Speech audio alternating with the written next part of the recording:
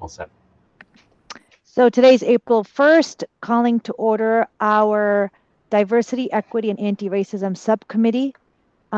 First thing that we would like to do is have approval of minutes of the March 23rd meeting. So moved. Second. Awesome. I'll give you 30 seconds to review if you haven't reviewed the minutes already.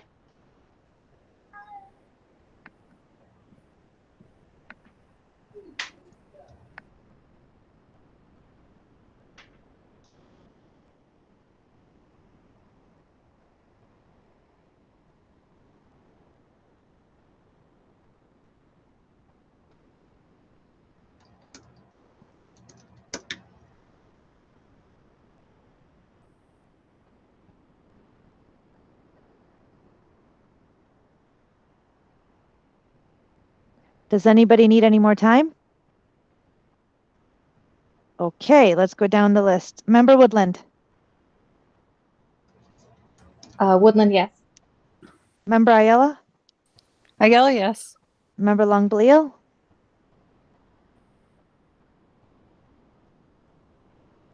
You're on mute, Linda.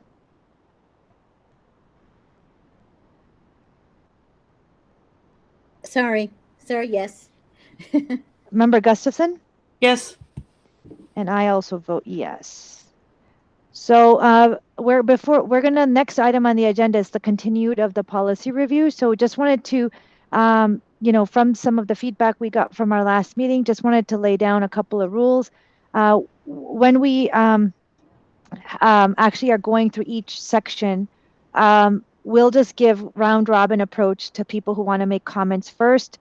And then we can just open it up to whoever wants to have any other questions afterwards. And what I would request is if we could kind of self-monitor ourselves for 2 minutes at a time, and feel free to join in and like chime in and raise your hand again and if you have more questions, but just so that everyone has a chance to go and ask whatever questions they have without having to maybe forget if someone has more questions than someone else. I believe Brendan has, if you want, Brendan, can you start sharing the screen so we can start on and continue the policy? Sure. And I'd like to get a motion to start reviewing this policy. I don't know if we need a motion. We need to because it's on the agenda. I don't think we need a motion. We don't. Until we're ready that's to fine with it. me. So let's dig in because we want to make sure we make progress on this. Okay.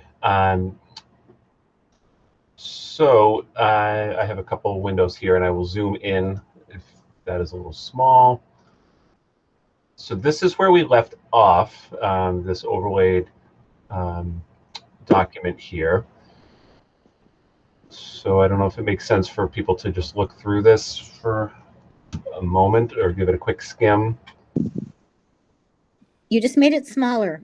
I'm sorry. Yeah, I'll go a little. No, I have a huge screen here. It's so hard for me to tell what it looks like on yours. Is that okay right there? No. Yes. It's not. Okay. All right. Let me try this, and then let me try better. How about That's that? fine. Thank you. That's better. Okay. Great. All right. So everything that's not highlighted, we settled on in as far as new language for this harassment draft harassment policy.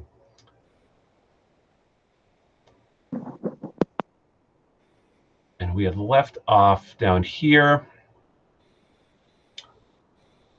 and we had not finalized this language down below.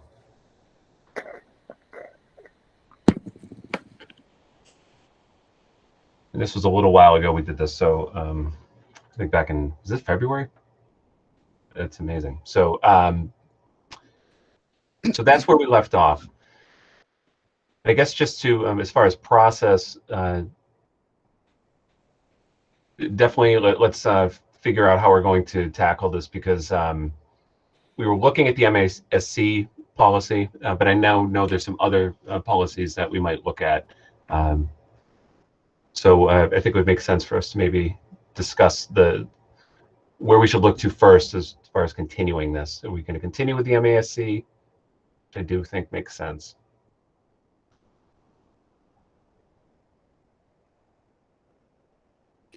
Is there more after what's on the screen now, or was it just one page?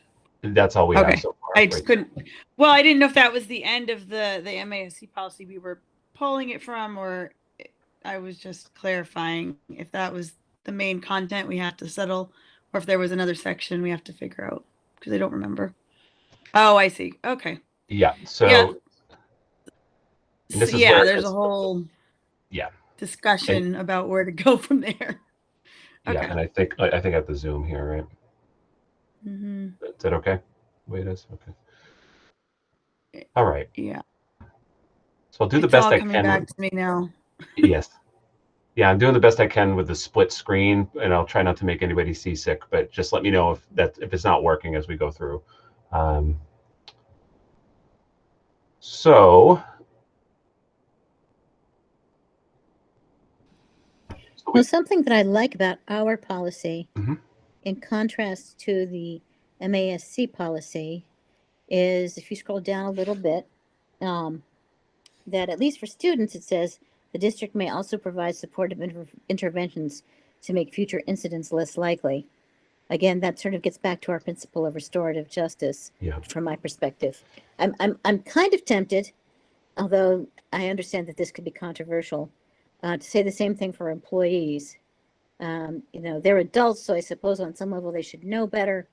On the other hand, given our principle of restorative justice, I think it would be appropriate also to include that for employees, or to include it in a way that it makes it apply to both. But I understand some people might not agree with that. Well, I with think employees, this is a lifelong learning sort of thing to some extent for some people. though, are there different legal considerations that have to apply because they're adults? And that's what I wondered about. Whereas There could be students, we can liability. still teach them, but with Mhm. adults, I recall, I don't know. It's kind of a question and kind of just my general thought process. Well, it So is, feel that free is to a very, disagree. that is a very good question, and you might be right. I mean, the school district is legally responsible for the actions of its employees, in a way that it's not responsible for the actions of its students. So, you could have somebody who says that, they were trying to do an intervention when in fact what they were really trying to do was just cover up something, or let it go, or something along those lines. So that's an excellent point, Malia. And Catherine, was that a hand? It doesn't look like it's up anymore. It did. My internet's a little spotty at the moment here.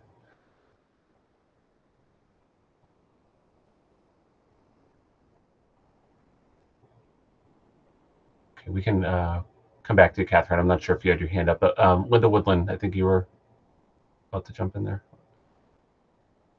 I was just gonna ask if you could put the draft back up. Because I think that this section, this is about when it has been confirmed that there has been harassment. And so I think what I was curious about is about the contractual disciplinary obligations. If that part is where you would find whatever steps that are legally, that are required legally, or would be consistent legally. I think that's what I was looking for. So I think that difference between students and employees is, I think is okay. I think that we would be covered with still being a supportive district, because yeah, that's all.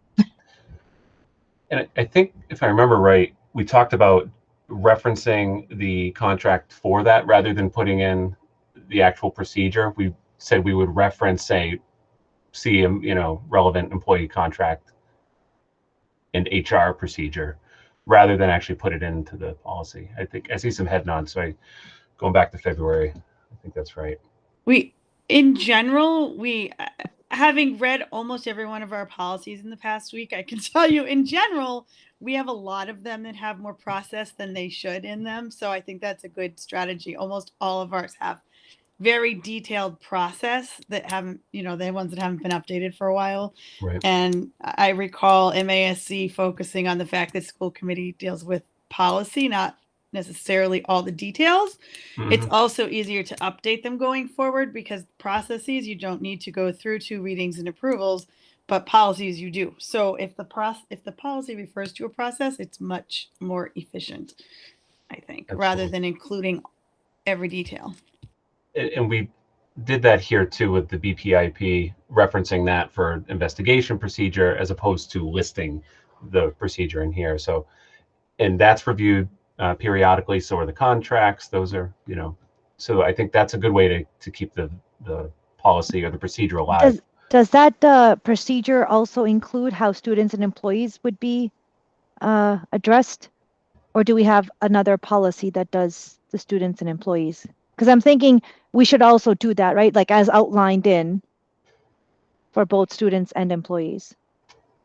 Right. And the MASC policy, which is here, has employee to student and student to student harassment listed. So it's all in the same, listed in the same policy. No, what I meant was, how we we have a process, right? We have the prevention and intervention plan for the district bullying. That includes, I believe, right, students and employees. Yeah. In terms of once the harassment or it has been considered a violation, it has been proven that this is a violation. I'm assuming that paragraph there that includes the prevention intervention plan is the one that people would still go back to figure out the process part of it. Yep. Yeah, that sounds right to me, Asima.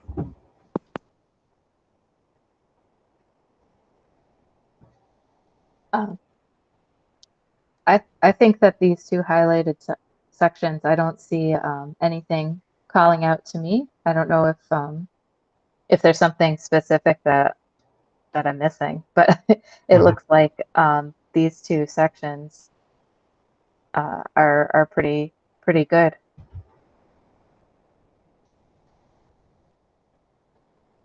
So focusing in on these 2 paragraphs, anything to change? Does this look good to people? I have a quick question. Did we add disciplinary action and intervention is in the green highlighted? Is that what we added? Or because it's all yellow highlighted except for disciplinary action? I think we did. I think correct me if I'm wrong, but I think that's right. We're going back. I think we had some discussion about the term discipline. We didn't like it, right? That we were debating about. Thing that seemed harsh, I guess. From what I recall. I recall that too, that we talked about it. I mean, forgive me for saying it again, I guess, but just that, these are people who have been determined, yes, in fact, harassed another student. So I think disciplinary action is warranted for that for the victim. I mean, the other parts of the policy up till now are the theoretical, right? While the investigation is going on, these kinds of things shouldn't be happening. And now these 2 sections are focusing on, yes, it did in fact confirmed happen. And so to my mind, disciplinary action is appropriate to be considered. I mean, suspension, that's appropriate, I think, as an option. And you wouldn't want to close that out as an option for the school district to use. What about, I like the language subject to intervention, which may include disciplinary action. I think that language is better. For both, right? For students and yes, employees. Yes. Can I be a devil's advocate a little bit? Sure. If you don't mind, please stop me if it's not useful.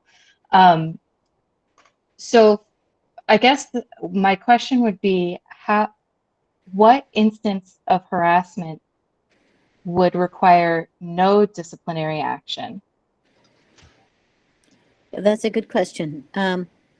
Well, when you're talking about disciplinary action, I assume you're talking about suspension or expulsion or things like that. So, I think an intervention that might be short of that would be making the student write a letter of apology. Something like along those lines. That's what I have in mind. Yeah, which I think could have loss of privilege We- too. loss of privileges. We actually have a policy specific right now, specifically on behavior and discipline, at least for students. Yeah. And it's very, it hasn't been reviewed for a little while, but it's detailed in terms of the different options and when things apply and whatnot. So that certainly would probably cover specifics. Well, just going back to Linda Long-Belial's point about intervention, which may include, so that intervention is typically something like that supportive, restorative. It's not disciplinary on its own. And I think going back to what we talked about in February, there's this balance of harm repair, relationship building, or mostly harm repair in a case of harassment, and discipline. So there's the fixing of it, and then there's also kind of paying the consequence. Where this intervention language, if we say that and disciplinary action includes both, it's a little more balanced, I think. So, Linda, what do you think? I mean, I guess I'm trying to think of what the actions would be for confirmed harassment that wouldn't also be called disciplinary action. But if that is setting up a framework that we're trying to work against, then it's not something like I would want to hold that up. But just I guess I'm just thinking that it's unnecessary words. That's the angle that I'm coming at it from, is that the intervention is going to include something that would be classified as disciplinary action. So you don't really need that intervention, which may include, we just know that they'll be subject to disciplinary action, and then the upper limits. And then for the students, there's also that supportive interventions. And for the employees, where I'm hesitant is just because I'm not familiar with what the subject to contractual disciplinary obligations looks like in black and white. So I was just pulling up something because I was curious if our current other policies pull in anything different for employees versus students. There's a specific, again, it hasn't been updated for a while, but we have a specific sexual harassment policy for employees. And it includes a section that says disciplinary action. And it refers to it as that, but then the paragraph talks about such action as appropriate under the circumstances, which may range from counseling determination and include other forms of action, disciplinary action as appropriate under the circumstances, which is really convoluted language, so I won't get into that. But there's a policy that discusses some of that. So I don't know if I don't know if we need to be super specific, because it seems like there's other policies that deal with specifics. And this one's just about sexual harassment, but I'm sure that somewhere in their contract language, there's something else about disciplinary whatnot. There So I always have a is. question on how this is worded. For the employees, we talk about intervention. Oh, we might get rid of that, right? A disciplinary action, but then subject to contractual disciplinary obligation. How is those different?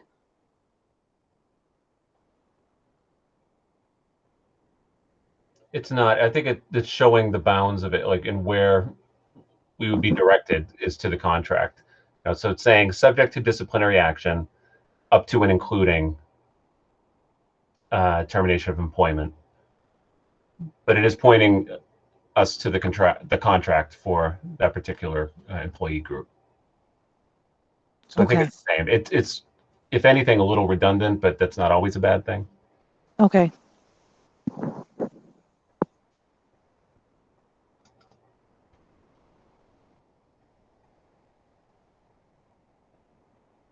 Okay, Malay is just putting some wording from, I'm not suggesting we use the wording. I'm just putting it in there for reference so you can see what the other policy says currently. But I think the other policy is so outdated that we'll get to that eventually too. But personally, I suspect the language has changed. It just to illustrate what's already exists.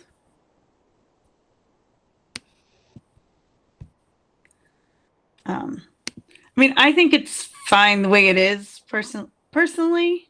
So I think it's broad enough. And I think if we are trying not to put all the details in our policies, then I think it's broad enough to indicate that we're definitely, some action will be taken, but that there may be other places in where that is noted, and we don't need to note it in every single policy.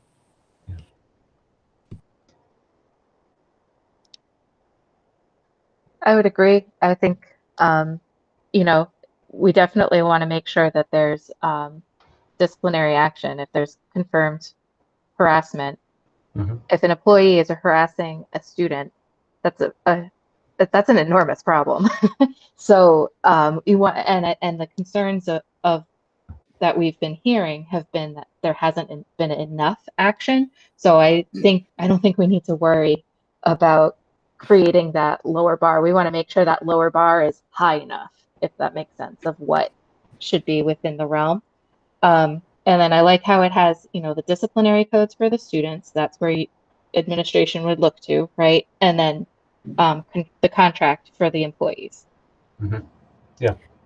So is there, I mean, if there aren't any other circumstances where, you know, thinking of the various employees of the district, if there's something that you wouldn't have that source to go back to for disciplinary actions or something like that. If there, I mean, if there's always a contract to go back to refer against whatever the disciplinary action would be, then. Yeah, there's also, and that's maybe a Jeff Carlson HR question too. But there's also, you know, employment law and progressive discipline, and that is, you know, is the umbrella for all employment. So, but we could ask them about that if this is inclusive enough. But Well, it feels like it is. I think we need to have legal look at the Yeah. at the contracts and make sure that this is at least not inconsistent with what's in the contracts. So it sounds like we'll be taking this phrase out, intervention, which may include. Yes. Okay.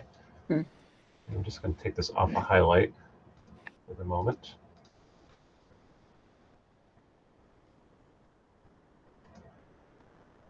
Anything else with these two sections that we want to edit before we move on? I just have one quick question. Sorry. I'm not trying to be nitpicky. Yeah.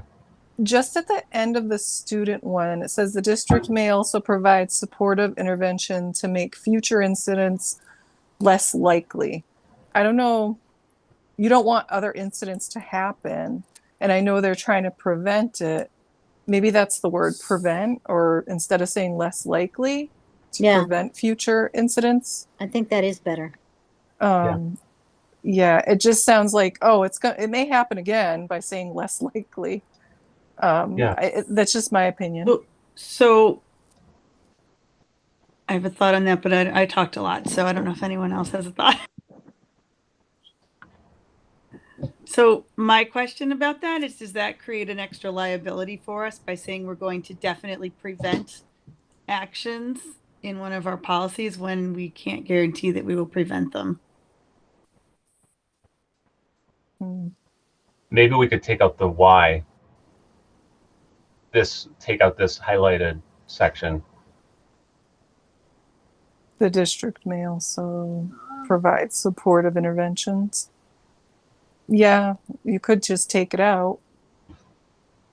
Because not to say what will happen after the intervention. Yeah, or the rationale. Yeah. Could we consider a phrase something like to foster more inclusive learning. Yeah, I like Catherine's actually.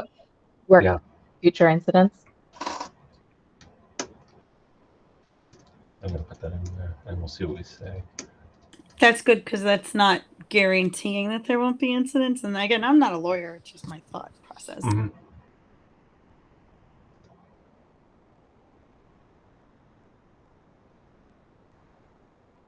Yeah. That looks better. Yeah. I think that looks To help better. to help prevent. Yeah, Catherine's here. Yeah, I think to help prevent. That. Yep, that's better. All right. Catherine's multitasking. Thank you, Catherine. Yeah. Great.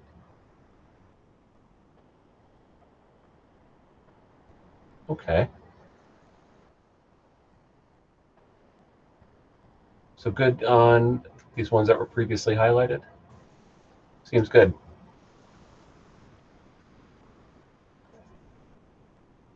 Okay, now this is the point where we have to figure out where we left off in our reference document. So I might need a little bit of help in that. I have everything at the ready that we were using. Oh, yeah, Kathleen. I was thinking we have not defined harassment yet in the policy. And so that might be the next logical thing, and perhaps may find a different home than in a spot in the policy. But so the MASC policy, I think, has, let's see, we have a heading that says harassment. Harassment is oral, written, graphic, etc. And then theirs, where is theirs? Can you see what I have on the screen here? Oh, sorry. No. Their second paragraph talks about it. Yeah. Right here. But it's not actually. I mean, it's not like the definition that, so like ours has the oral, written, graphic, right? This has who the harassment is not allowed to be against, and the disciplinary action that we just finished. But then, the employee to student harassment means conduct of a written, verbal, or physical nature. Okay. Yeah, so this would be it, right? Sorry for thinking out Oh, loud and then there. it gets into it. See all this here? Yeah, this whole section.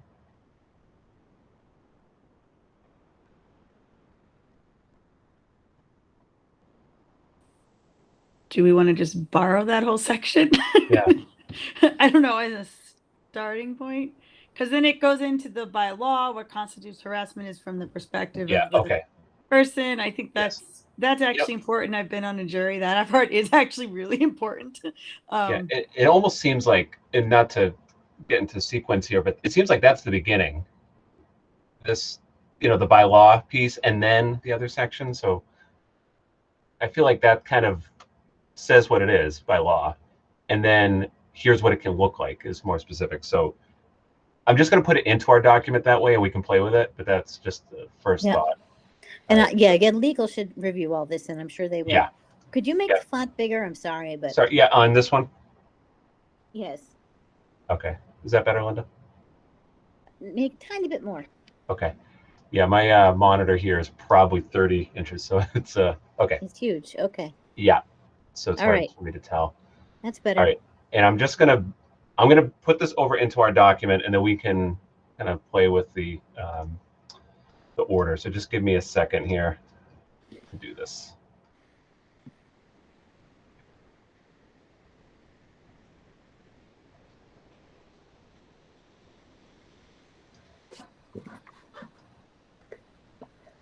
Just gonna put space so we know we're working here. I'm gonna put this on a new page.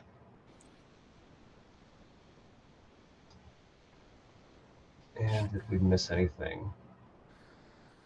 Because this goes on to define sexual harassment as well. And that is, okay, so maybe we will just stop.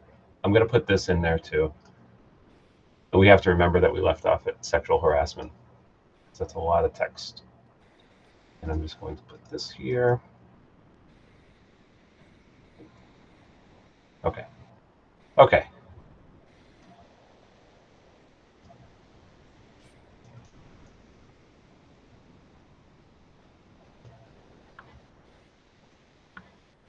So we can take a moment to, why don't we say these two to start with? Do that. Is that color bothering anybody, the highlight? No, it's good. Okay.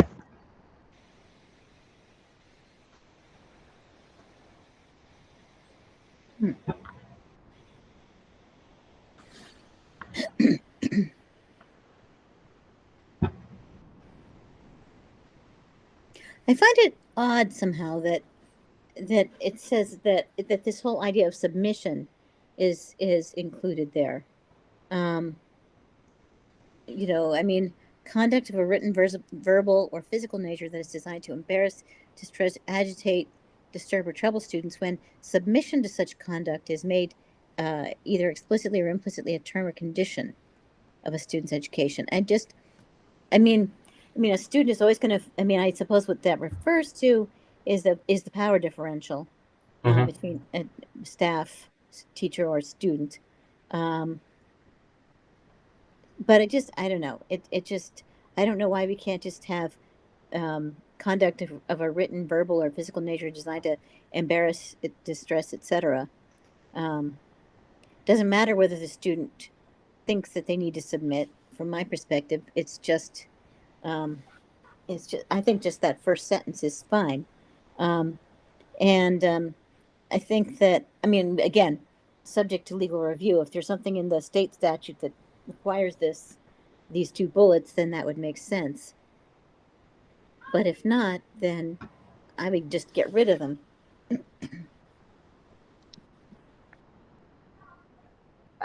I wonder if there's a way to refer to the power differential in another aspect. I agree that the phrasing of submission to such conduct, et cetera, is feels awkward, an awkward way to consider it. But if there's you know, a starting bullet point of like you know, that considering the power differential between employees and students, and then going into the specifics, I'll have to think about how to do that with words, but just to kind of set that tone of like it's a really big deal if it's, you know, an employee to a student. Right. I agree with that. I think somehow working that language in is a better way to go about this.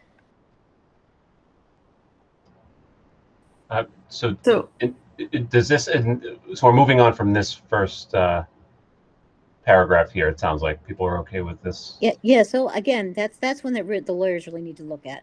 Yeah. Closely. Okay. So then looking here. Malaya, I think you're going to say something. I was, but I keep changing what it's going to be. So Could have. Sorry. it's about submission. I guess I'm trying to sort that out in my head. I think I didn't write this, but I can see how it might apply, but I don't like the word, but I can see how it might apply because I think, I mean, I'm reading things into this, but when I read this, I see the first bullet is, or the second bullet is very clear because it's about using whatever actions as a basis for decisions affecting the student. The first one, I think, is sort of like requiring participation as a term of the student's education, like requiring, I'm not phrasing it well, requiring, subjecting someone to harassment through their education, which, you know, through some required activity. That's how I see it. But I can't, that's not a good way to explain it. But I think that's maybe what they were trying to get at. And I don't really know a better way to explain it. But I hate the word submission as well, because that has a very specific connotation. Right. I'm wondering if we could add after that sentence, that first sentence there, you know, conduct of a written, verbal, or physical nature, etc., something like the power differential between school employees and students, I don't know, makes this particularly reprehensible, but I don't know if we want to put such a loaded word in there. Makes this particularly problematic. I don't know if that's the right word either, but some statement along those lines somehow, or makes this a high priority. But then I don't want people to think that everything else isn't a priority.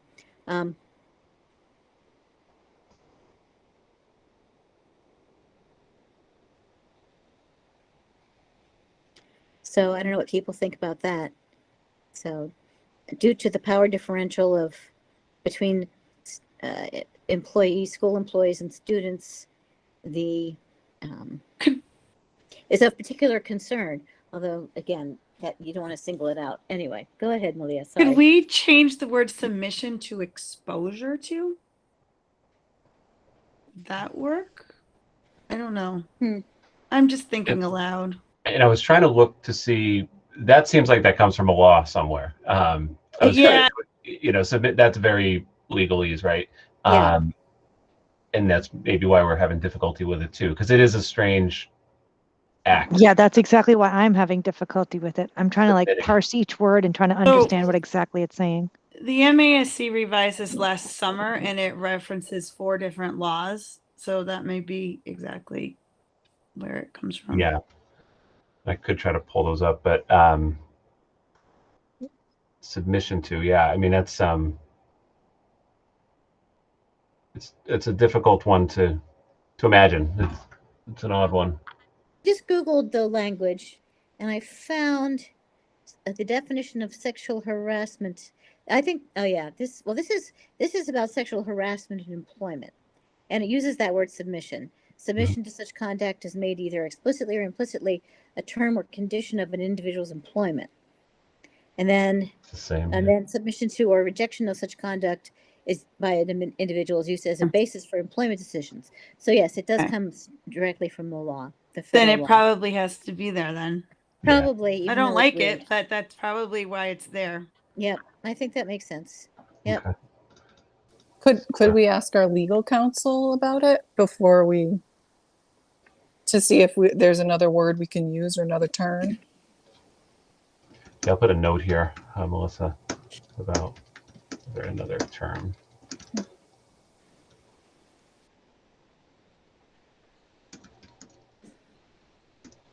Okay.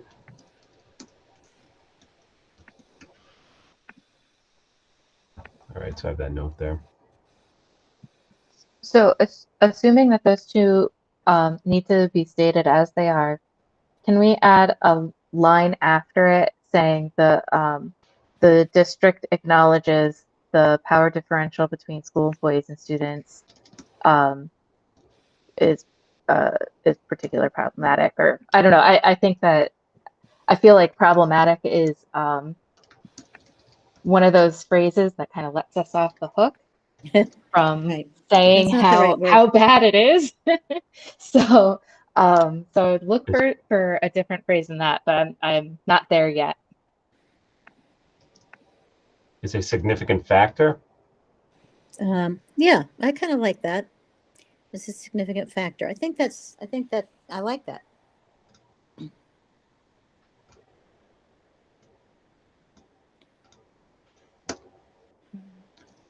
Has significant impact on students' education or something like that. I don't know. I'm just looking. Actually, I like what Brendan just wrote. Is a significant factor. Yeah, I think that's good. Yeah. That kind of gets at the boundary piece, and you know.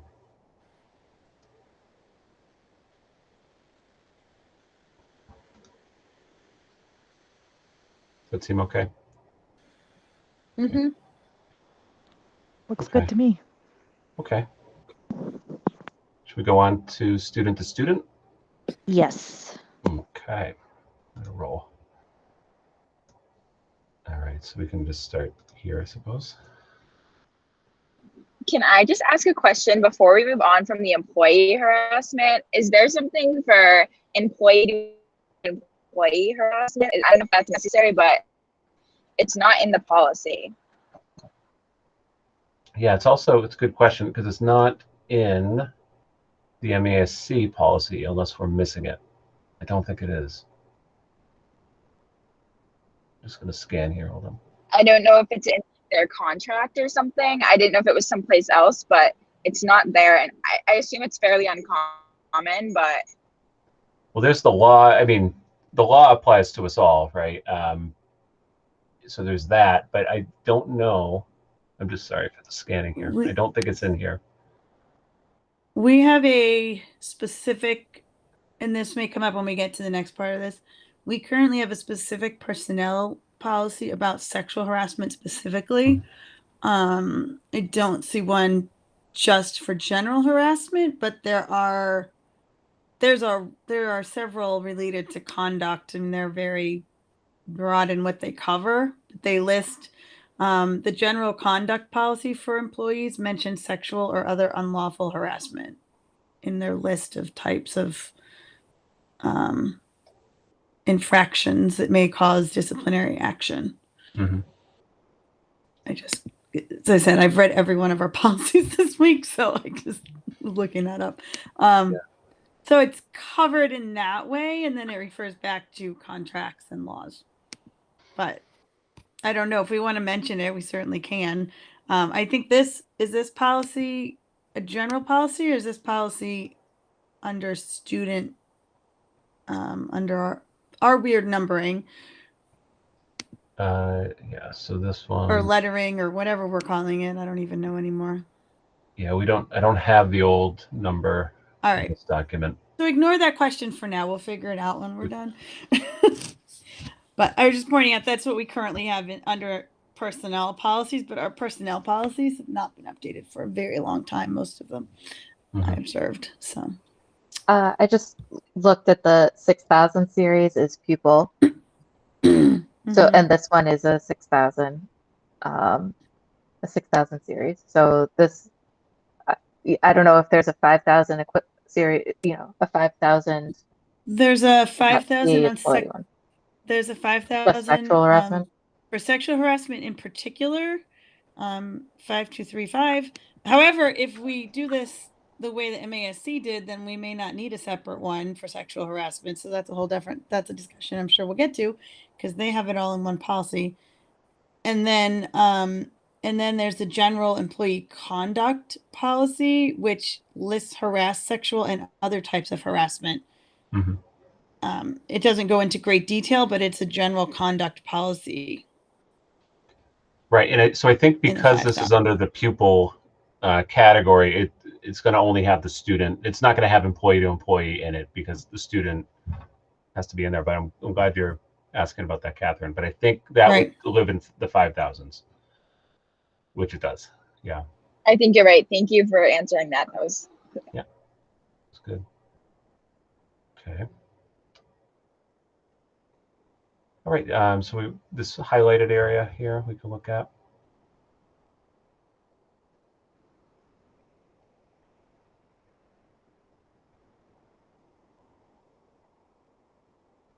So our current wording is a little bit different just in the list.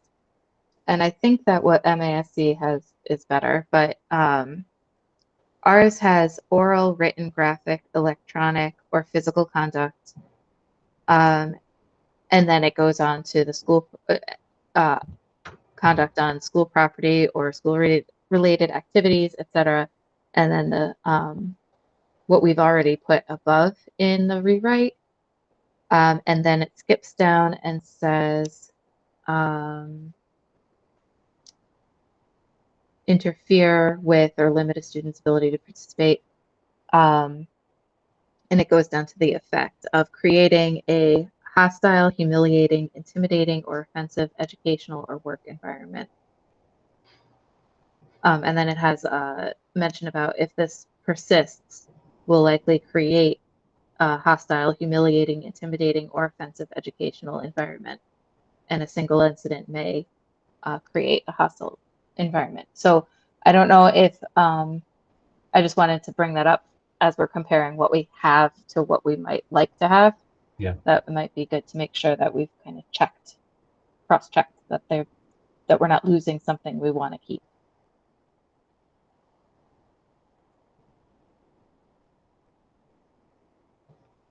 I guess we could probably look at this whole area as one.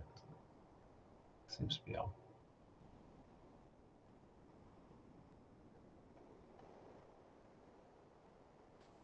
Member Woodland,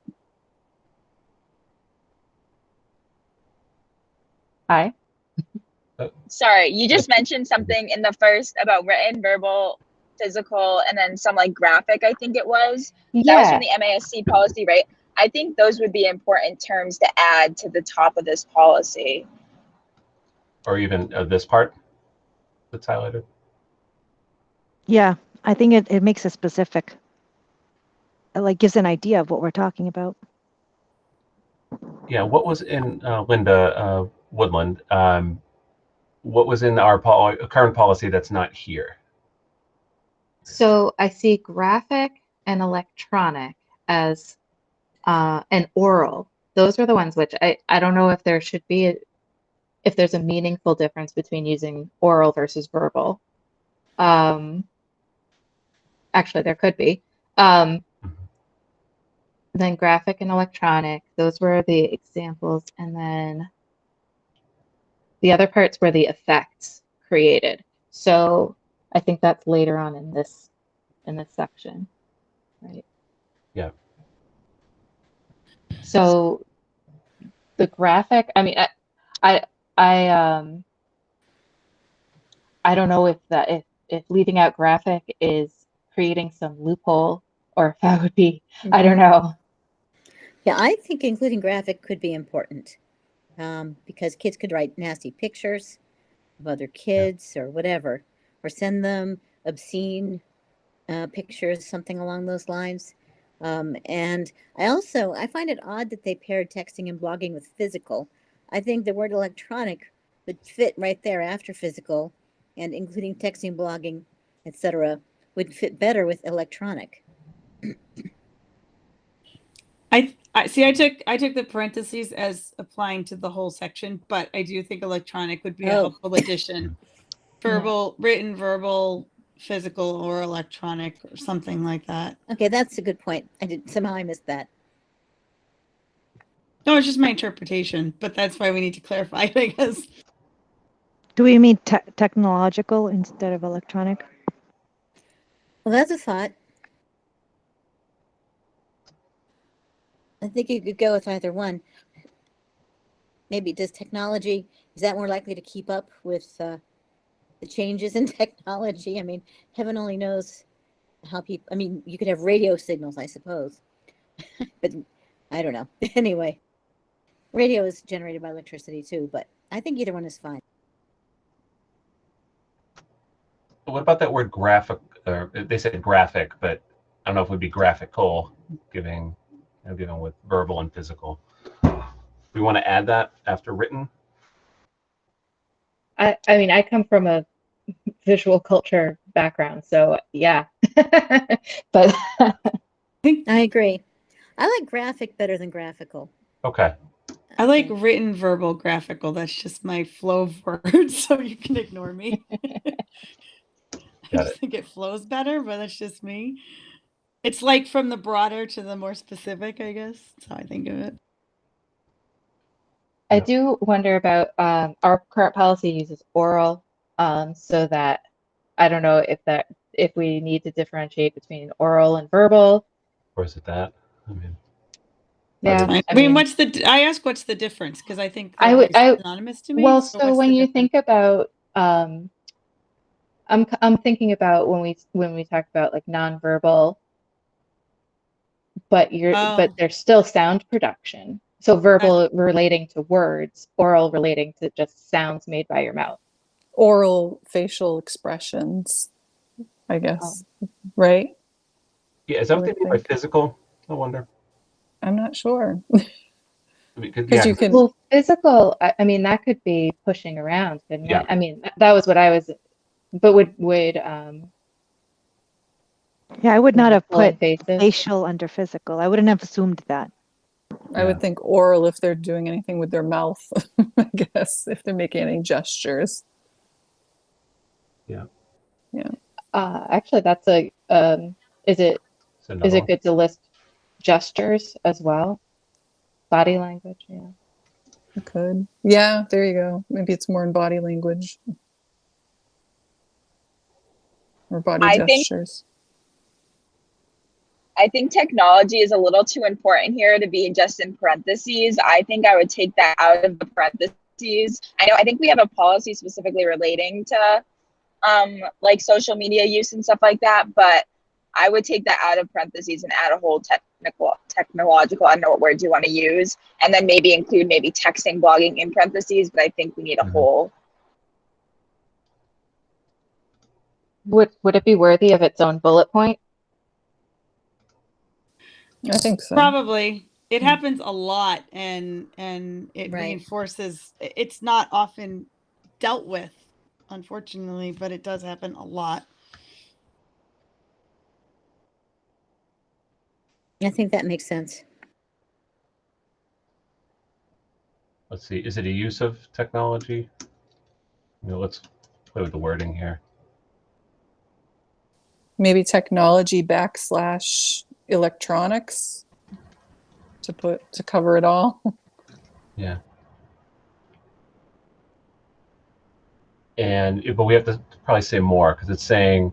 And you take the harassment parentheses, including texting, blogging, social media, something like that. Or texting, blogging, social media platforms or something.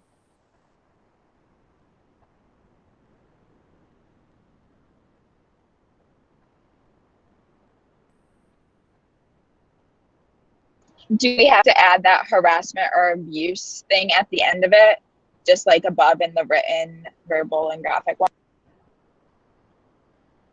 Yeah.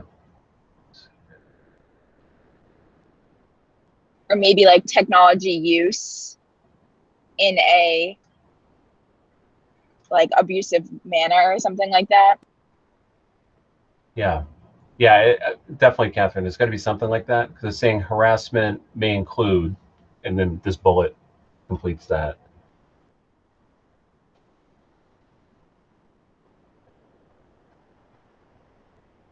Can I reverse myself on the word graphical? Came around. Because now I'm thinking it is better because graphic might imply something sexual, and I don't think we want to be limited to that. So I'll go with graphical. Plus, I looked it up. It's a word. I wasn't sure. Sounds good. All right. So with this, we'll figure out how we want to word this here. Just for the record, as a cross-reference, I just looked up our social media policy, and it doesn't specifically preclude harassment by social media. That needs to change at some point when we're done with this. Very interesting. It just talks about how it could be used and how it's maintained, and that it should not talk about personal postings and information, but it does not talk about harassment being prohibited at all, actually. It says subject to state and federal laws about privacy and communication, but it does. It says subject to policies ensuring safe environment for students, staff free from bullying, harassment, and other forms of unwanted communication that threaten well-being and productivity, but that is not very strong. So just for reference, we may want to go back to that at some point. It's also 7 years old, so.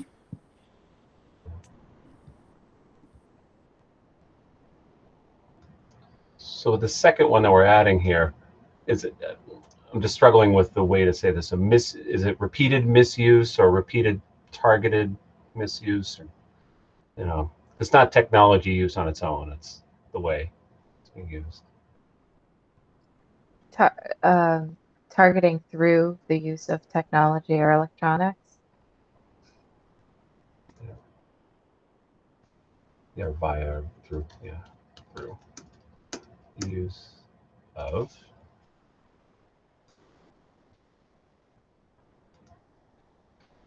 is it useful to include social media within the parentheses? Texting, blogging, social media.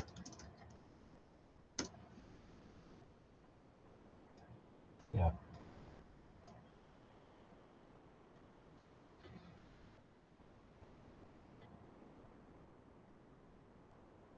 That seems good to start with anyways, and there might be some edits that legal recommends, but yeah, probably worthy of its own bullet. I agree.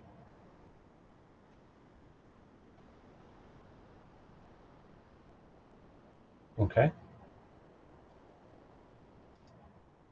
So yeah, I guess maybe looking at these bullets as a whole and seeing how we want to make any edits to these.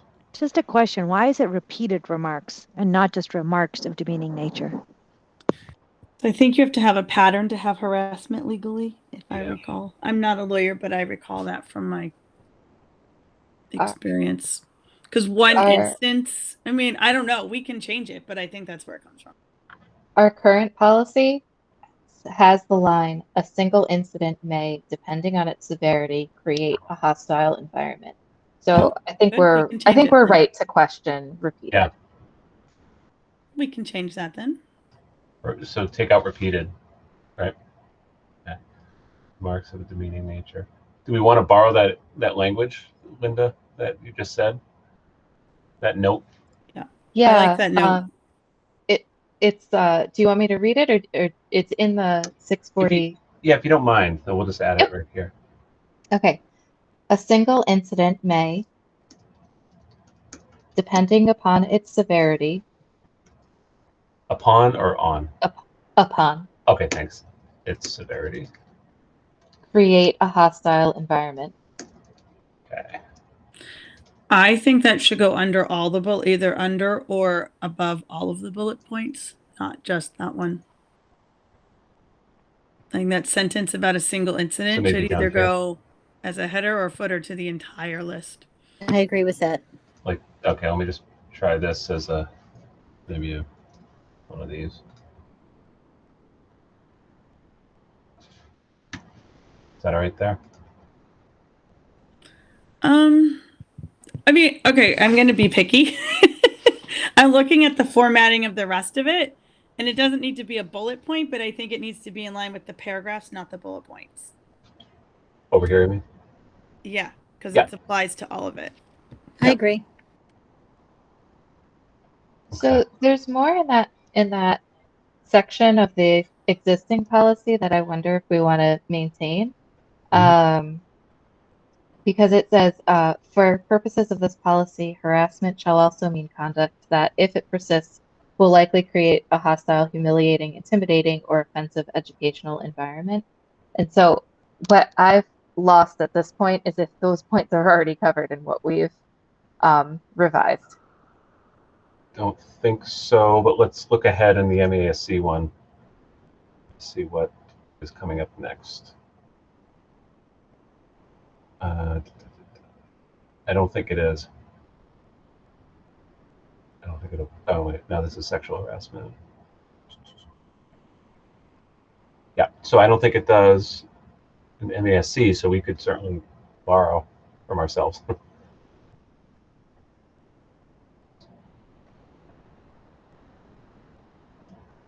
Well, so maybe we'll just get the stamp of approval on this cluster, and then we can grab that language. Is everyone good with what's in blue here? Seems good.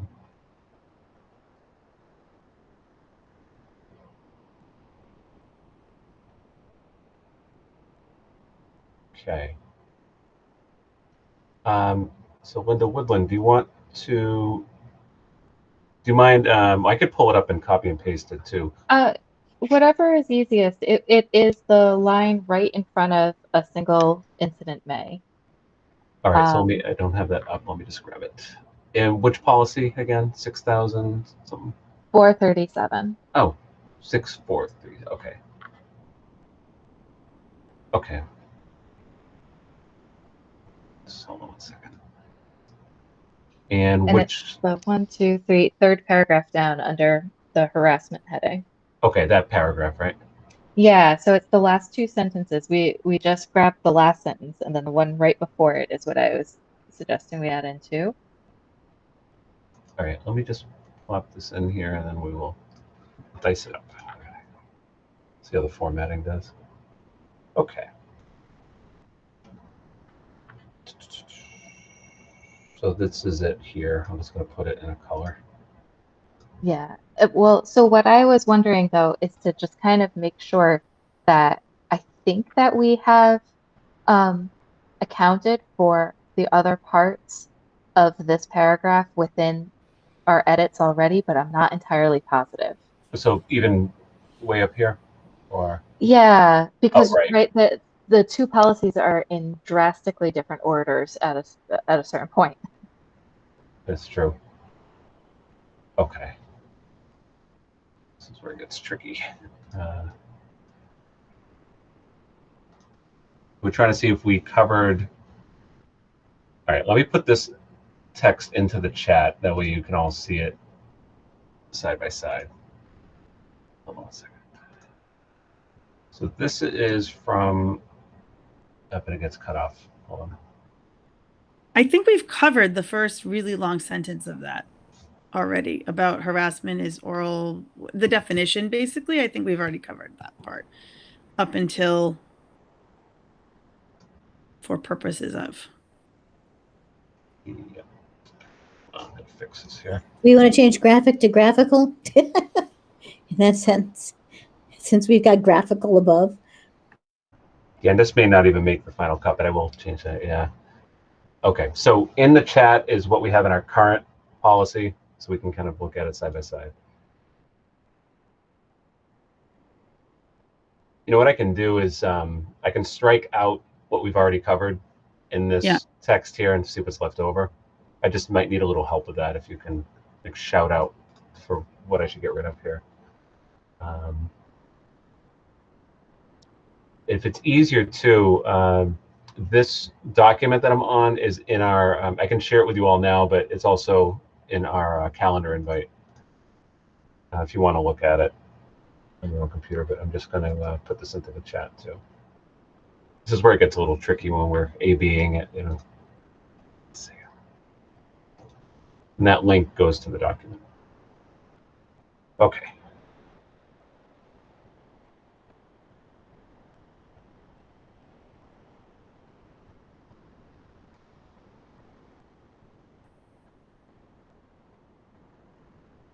Does on school property include the use of school technology?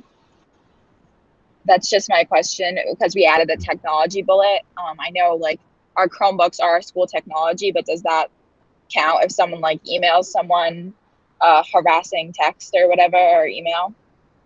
That's a great question. I think we should say school property or on school technology or something along those lines. Although we don't want to exclude their own personal technology if they Does are it have, setting. I don't have this in front of me, but when you get a Chromebook, don't we have some agreement you have to sign that includes how you will use it and not using it for inappropriate ways? I know I hate to say this, I think my son got a detention once because he and another student typed a bad word on their school Chromebook. So I think there's some policy around that.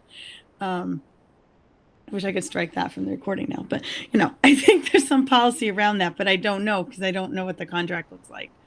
Well, it could also, you do have to sign an agreement. I know you have to sign the agreement. I just don't know what policy it relates to.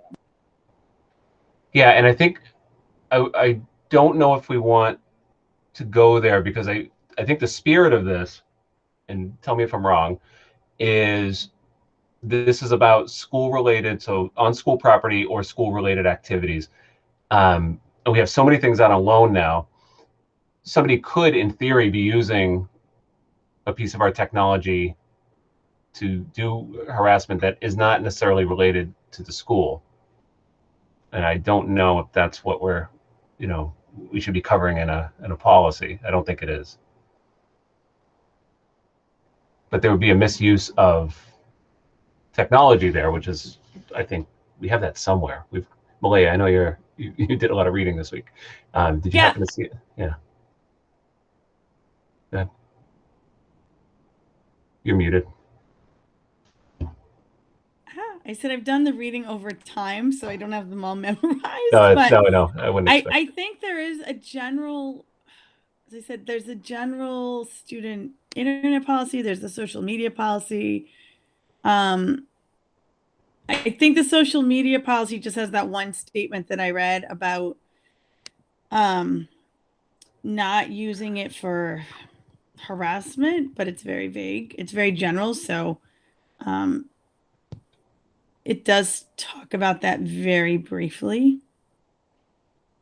But I Right. think it might be detrimental to the purpose of this policy to make it too specific, because we can add a reference to this policy and any of those other policies down the road to make sure that it applies if we Right. think it's necessary. But I think making this, I don't know, that's just my opinion. Right, because however it happens, it, you know, if harassment happens, really, regardless of how it happened, it's going to be investigated. And now, with this huge sentence here, this is all one sentence I've highlighted. Does this exist anywhere else in the work we've done so far? Most of it does, I Okay. think. So where I think we want to just double check if to compare against it is at the end of that sentence, where it lists by creating a hostile, humiliating, intimidating, or offensive educational or work environment. Because I think that that is within the employee to student and the student to student beginning sentence of those two sections before the bullet points. And so we might want to compare the language. And to these headings, right? Yeah. Okay. Because I don't think it's here. So it has designed to embarrass, distress. Oh, there's missing a comma in between embarrass and distress. Agitate, disturb, or trouble students. Right. That's So to compare that against creating an environment. So our policy right now has creating a hostile, humiliating, intimidating, or offensive environment, whereas the MASC is focusing on the disruption to the student. So not specifically referencing the environment. I don't know if that matters. I mean, just first glance, I really like the MASC language better because, like, in offensive environment, a embarrassing, I'm not sure. Like, it just seems it's so relative. It's about the impact on, like, harassment is about the impact on the victim. And I get the environment part, but it's also a little confusing. Like, what is a humiliating environment? I don't know. Do you mind scrolling up a little bit? Just because we can see that part in the chat. Okay. There. Yeah. I'm just going back and forth. Thank you. Yeah. So stay right here. Yeah. Yeah.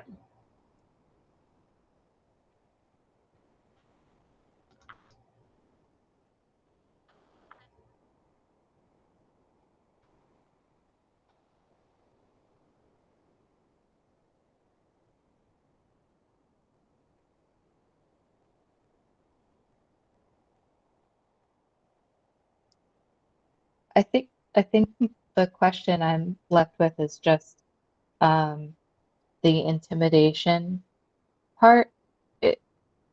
I feel like that is often a big part of harassment, is that trying to exert power to intimidate in some way. So I don't know if that sounds reasonable, or if that, I mean, I think what we keep on saying is there are so many terms in this that have real potential legal specific definitions. I don't know if that's one of them. I mean, is it, so you said intimidation, intimidate, distress? I like that addition. I like that addition. I don't know. I don't know. I go back to the sentence, the one where we said by law, what constitutes harassment is determined from the perspective of a reasonable person. And then some point later down, we talk about the perspective of the victim, or not the victim, but I don't remember how it's worded. I don't know if it's target or victim or how we worded it. But I know it's somewhere in here. So I like the addition of intimidate. I think that I put it changes the meaning. Yeah.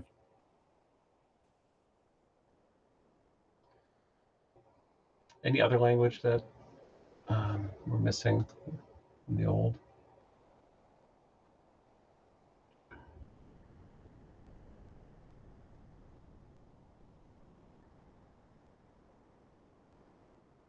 I have a question about the hostile environment language. Is that because that's pretty consistently used in our existing one? Yeah. But I don't think is it referred to in the MASC one? I don't think it is. Is I'm there? just gonna bear with me. I'll search for it.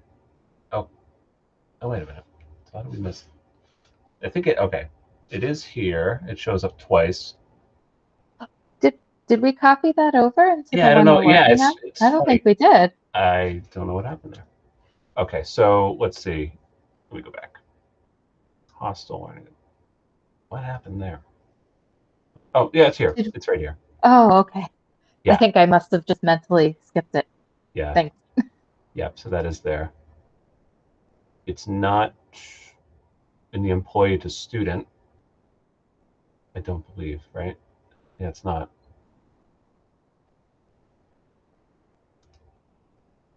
Because of the conduct. So, oh, the formatting here. I think we need to fix the formatting because it looks like the harassment and then those bullet points only applies to student, but I think that that's actually a description that's meant to go back to both employee to student and student to student. So Yeah. the 2 bullet points under employee are the submission to the conduct, and then the one under student is such conduct. So it's the conduct and then moving on, the harassment explanation.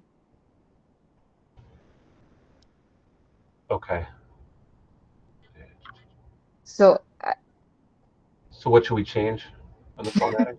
sorry, I'm not sure. I think the bolding is making it confusing so that the second bolding looks like everything applies under there. This is actually a problem that I have with the MASC policy as going forward from this point is that I think that it is muddling a lot of things. So I think taking out the bolding on those 2 or switching it to something less emphatic. I mean, underline. And then, yeah, like just underline. And then if anything, I mean, we don't want to go crazy with formatting, but bolding harassment as described above may include to differentiate that this is actually a new section. Okay, maybe even just. Okay, I have a radical idea. Can we just change, add some numbers to it, like Roman numerals or something of our own when we're done to differentiate different sections? Just a thought, like when it applies, section 1, section 2 definitions, section 3 actions, something like that. Would that be helpful or too confusing? Maybe it's good because this will be a big policy when it's done. So you might have to do some chapters. I'll hold that in the back of my head then. It was just a thought. Yeah.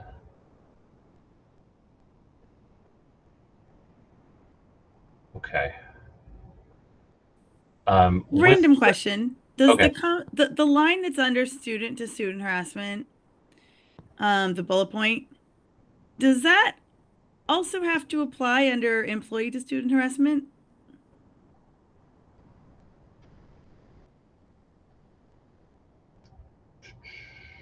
Or is it redundant? don't know, but it would be a question that would come up with the way we have this formatted. I mean, I would just copy it underneath it if people think it applies. So then it would be in two places, but I don't know. I don't know the best. I was just reading it and thinking that the first two bullets under employee to student talk about submission and you know, that whole line of language. And this particular specifically says has the effect of unreasonably interfering with the student's performance or creating a hostile learning environment, which I think is explicit and not stated under the employee to student, but I could be wrong. So the question about is putting this up top. In addition to where it is, I guess. Yeah. What do people think about that? I'll put it here as an idea. I think that's important because I think as an employee, that's more likely to impact students' performance, because if they don't trust the teacher or whatever happens with the teacher, a teacher could lower grades as part of harassment, like affect grades based off that, like an ethics thing. I mean, not saying that any of our teachers would do that. They're all great humans, but if that situation came up, that could. Yeah.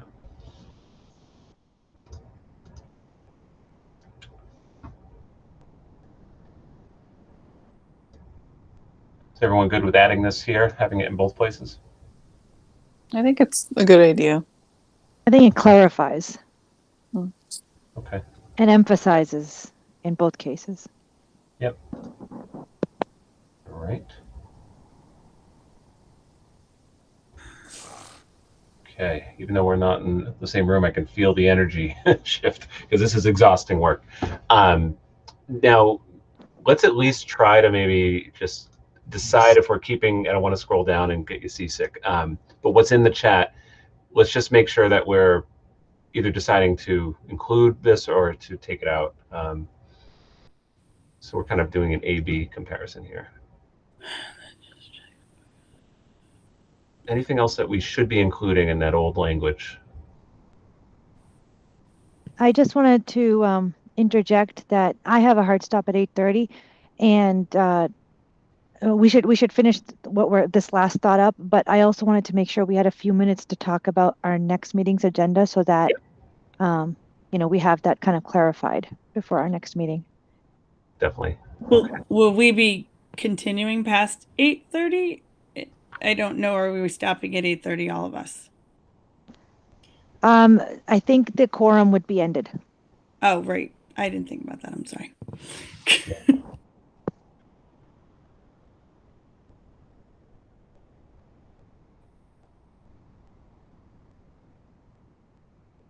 Right here, so.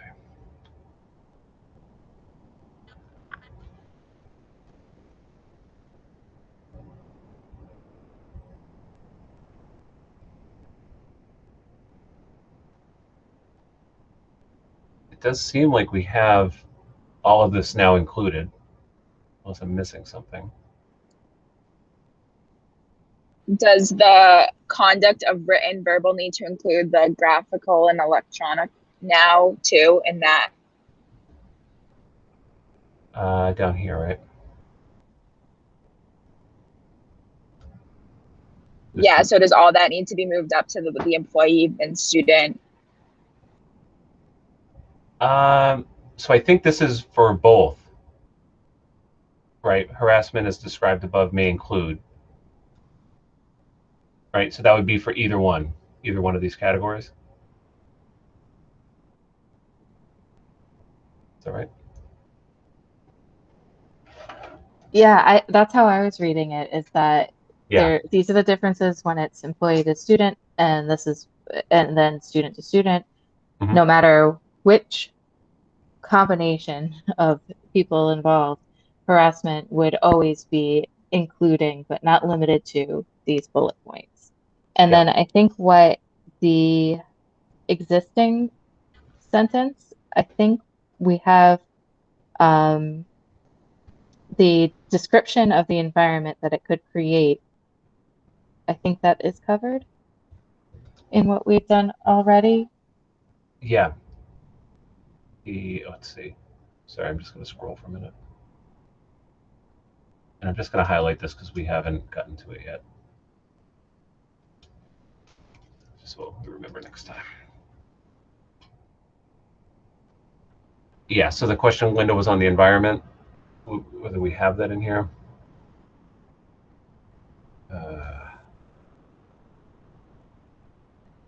Yeah, I think I think so I think the keywords are conduct that, if it persists, will then create this environment. Right. So I think that's the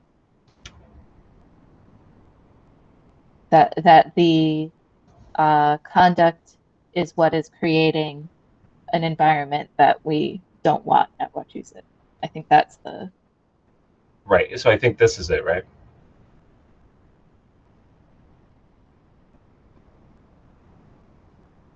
What's highlighted there? Yeah, I think the only question then I would ask is the usefulness of the word persists.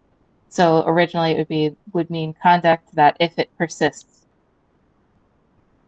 Such conduct, if it persists.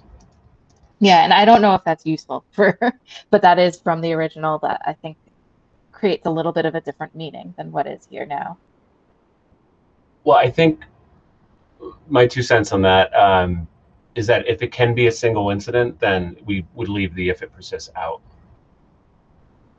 You know, because we have this little clause down here, wherever it went, right here. Okay. All right, is this a good place to pause? I think so. Okay. Let's just look at anything that we want to add to our next agenda, other than continue with this policy. We have 2 things that were brought up at the last meeting as new business that were not on this agenda. I know Laura isn't here, but she brought up a specific policy about gender identity. And then I brought up the existing policies in that process, and we have to decide if we're going to take any action toward that or not, given that they require 2 readings, but we could do it efficiently if we did it as a batch. But we just need to decide if we're going to do that or not. So I know those 2 things were brought up specifically. Okay, so mine was I don't know what to call it. I guess it's gender neutrality in existing policies. I guess that's what I can call it, or you can give it some other name. But it's just making sure they're consistent. There's a few that aren't. And then Laura had brought up specifically the gender identity policy, which MASC doesn't actually have, but several districts do. And we were trying to get that done. That kind of goes hand in hand with the thing that I was working on. So if we adopt one, then it makes sense to visit the other. So. Okay. Are we going to have yet another meeting before the election, before May 10th, after our next meeting? That's what we were planning on too. That's why we did today. Okay. And when is our meeting next week scheduled for? Is it Thursday? I have it as the 13th. Tuesday. Oh, it's the 13th. I think it's a Tuesday. The 13th. I believe so, yes. Okay. I thought it was before our next school committee meeting, because it would be really nice if we could bring something to our next school committee meeting. Right. Because everything we do is going to take 2 readings. Right. I wanted to add something then. I have now done my homework, teacher, and we were going to look at the disability piece of the policy, compare it to the MASC policy. So I'd like to make sure that gets on the agenda. Yeah, we'd call that, Linda, disability. What is it? Just non-discrimination on basis of disability. Is that right? Yes, thank you. Yes. Okay.